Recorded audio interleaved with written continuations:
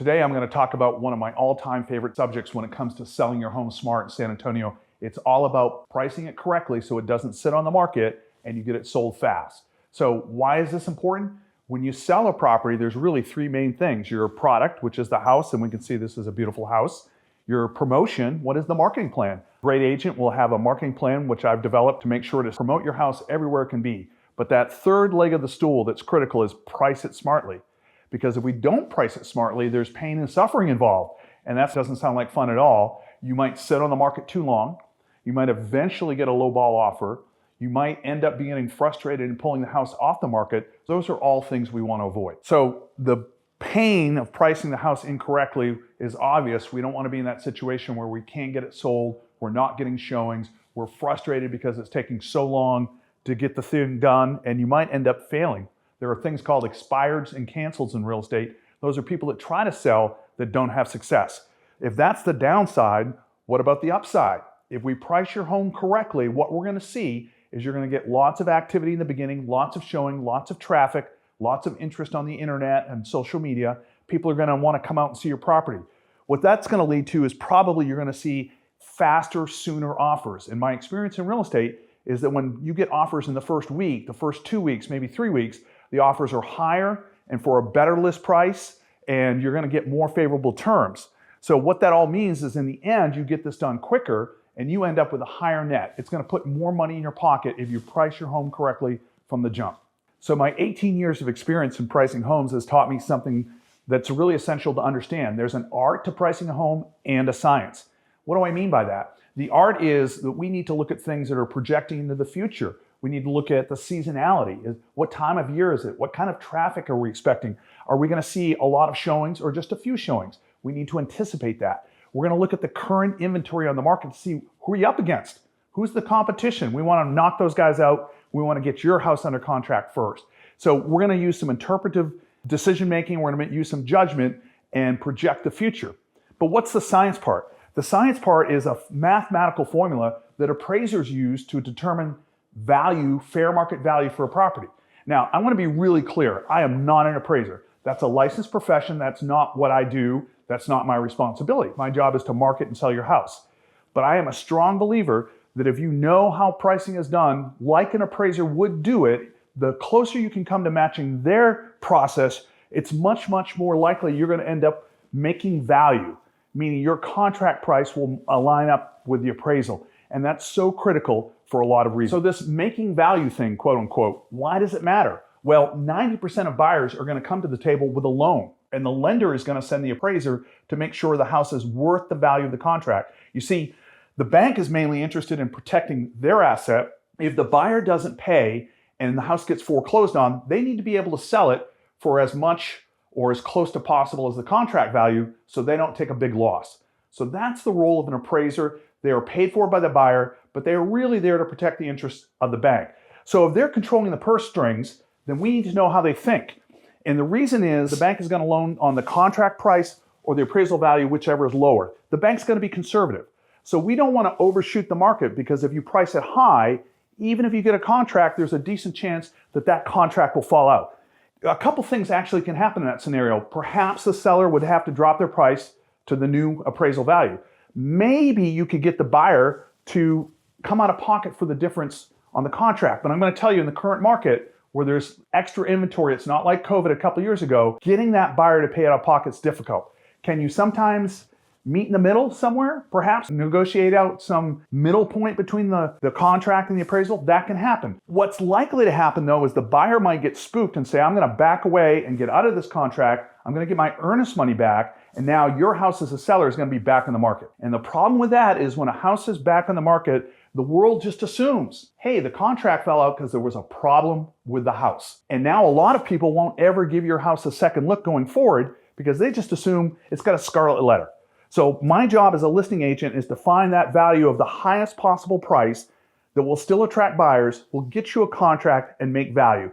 And that's how we get you to the closing table with the most amount of money in your pocket. So now we know all the theories and concepts behind why it's important to price your home smartly.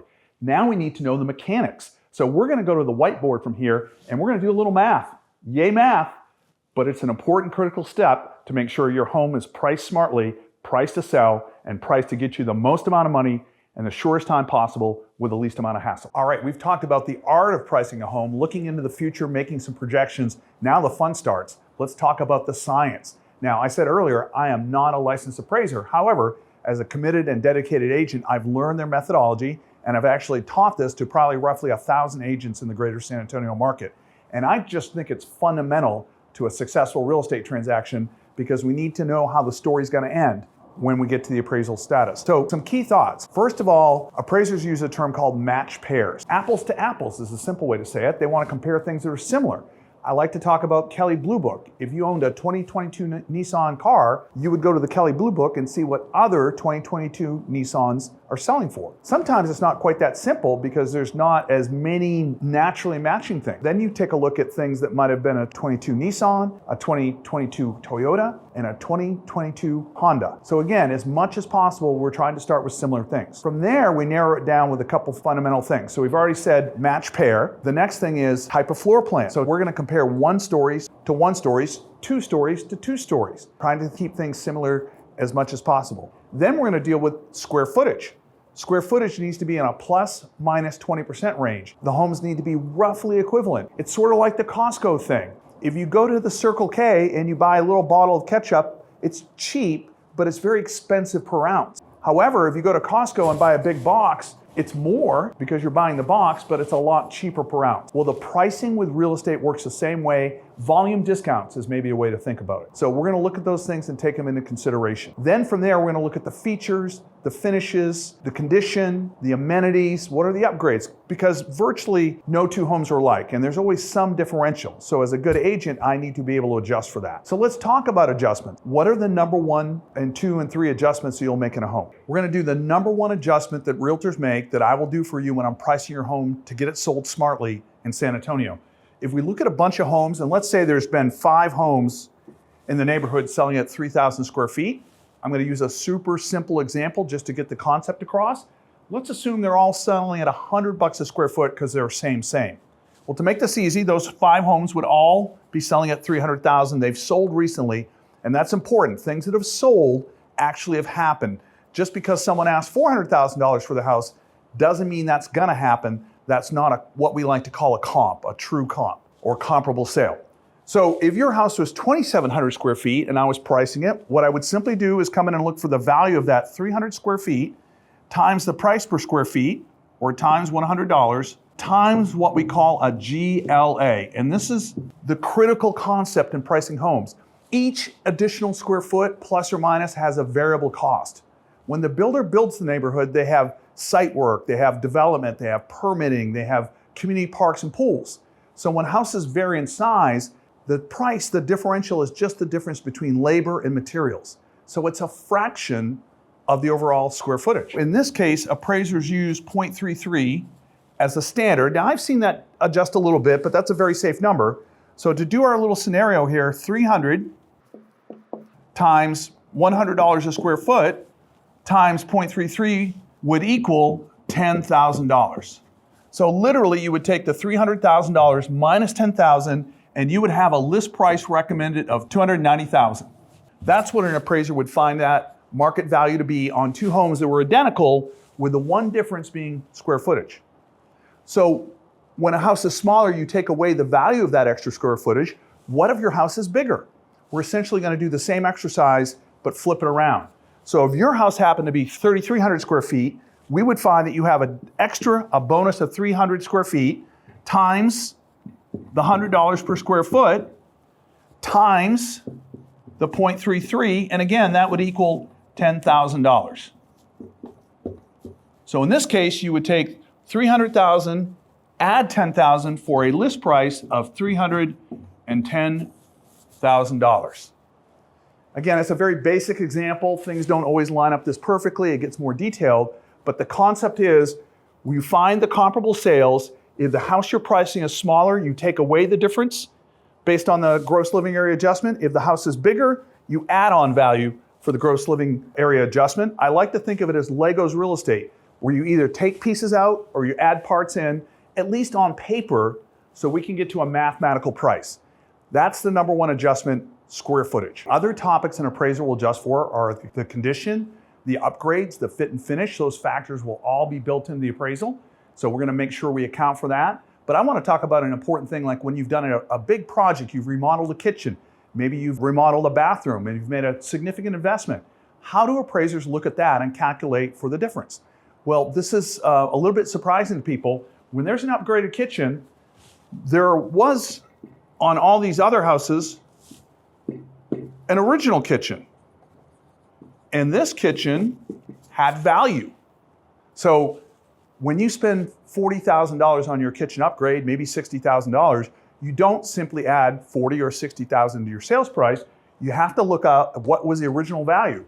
So let's say the kitchen that was in there, that's original and obviously not as equivalent to the upgraded kitchen.